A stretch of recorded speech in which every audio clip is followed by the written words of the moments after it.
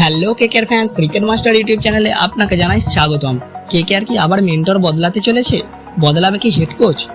তা জানতে হলে দেখুন আমাদের ভিডিও। তার আগে আপনি যদি আমাদের চ্যানেলে নতুন হয়ে থাকেন তাহলে চ্যানেলটিকে করে দিন সাবস্ক্রাইব। চলুন শুরু করা যাক। কেকেআর এই মরশুমে মোট 8টি ম্যাচ খেলেছে এখনো পর্যন্ত। তার মধ্যে 5টি ম্যাচ খুব খারাপভাবে হেরে গেছে এবং 3টি ম্যাচ জিততে পেরেছে। যেখানে পাঞ্জাবের বিরুদ্ধে কেকেআর নতুন রেকর্ড করতে পারত ইডেন গার্ডেন্সে, সেখানে পাঞ্জাব রেকর্ড করে দিল। পাঞ্জাব রেকর্ড করেছিল হাই রান চেসিং এর, মানে 266 রান চেস করেছিল 2024-এ।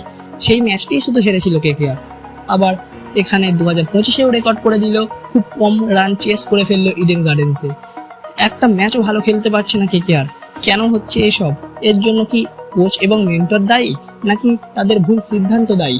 সবকিছু নির্ভর করছে এখন মেন্টর এবং কোচের ওপর।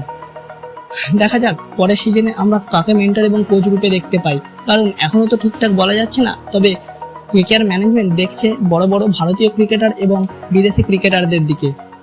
সেখানে নামের লিস্ট রয়েছে ইয়ন মর্গ্যান, গৌতম গম্ভীর এবং ইরফান পাঠানের দিকে। তবে এখনো এই খবরটা শিওর নয়। বন্ধুরা, আজকের ভিডিও এখান পর্যন্তই। আমাদের ভিডিও ভালো লাগলে চ্যানেলটিকে একটা লাইক করে দেবেন। ধন্যবাদ।